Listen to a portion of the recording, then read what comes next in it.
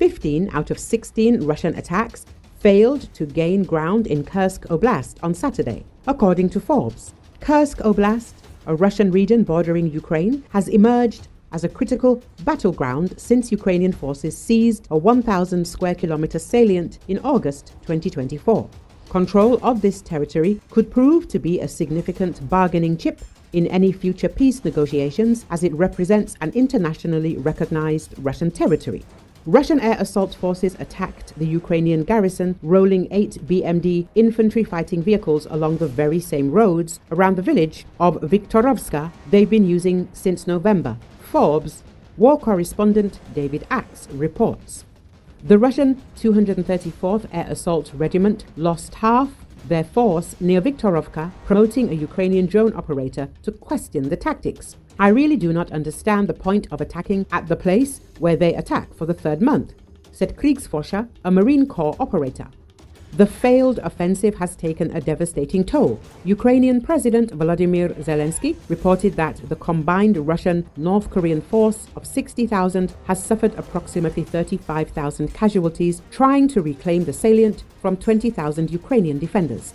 The Russian counteroffensive in Kursk that began in earnest in November has shrunk, but not eliminated, the Ukrainian-held salient. Russian President Vladimir Putin keeps pushing back the deadline for his forces to fully recapture Kursk after several revisions amid the overall failure of Russian attacks in the oblast. Last fall, the Kremlin extended the deadline to February, only to later abandon that deadline too. Don't be shocked if the Russians miss whatever the new deadline is. Saturday was a typical day along the Kursk front line. Russian and North Korean troops attacked from 16 directions, according to the Ukrainian Center for Defense Strategies. Just one attack resulted in any Russian gains around Viktorovka, but the Ukrainian 6th Range Regiment still controls most of the village. Bloodied and surely traumatized, some Russian troops in Kursk once again are resorting to brutal war crimes as a way of venting their frustration and, they must hope, terrorizing their Ukrainian foes. Marines from the Russian 155th Naval Infantry Brigade, one of 2 Russian Marine brigades that have been destroyed and rebuilt several times in the 35 months since Ukraine widened its war on Ukraine, reportedly decapitated 4 Ukrainian prisoners and displayed the heads on pikes.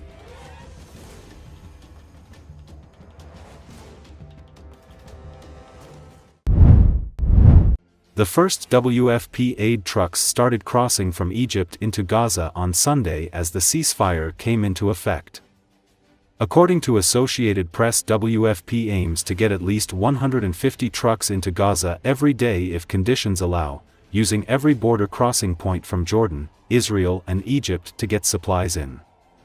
WFP said it was a critical moment for the international community to reach desperate and hungry families in Gaza. The organization called on all parties to ensure that the violence stopped to allow humanitarian groups to deliver food aid safely. Authorities have indicated they will prioritize trucking for humanitarian assistance in the first 7 days to ensure aid quickly reaches those in need. WFP said the needs in Gaza were immense and any hope of recovery would require a full-scale humanitarian response with all agencies coming together, including UNRWA, to provide life-saving assistance to 2 million people who have been deprived of services.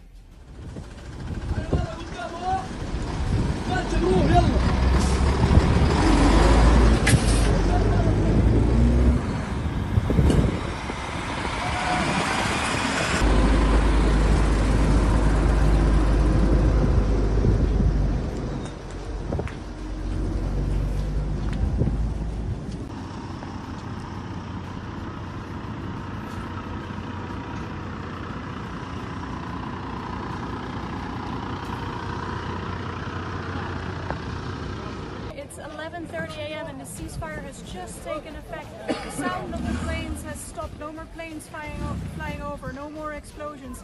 Families like this family here right behind me are packing up all their affairs to go back to Rafah, where they're originally from, to see if their house is still standing. Children have been talking to me about all the toys that they've had to leave behind, that they hope to find again when they get back to the family home.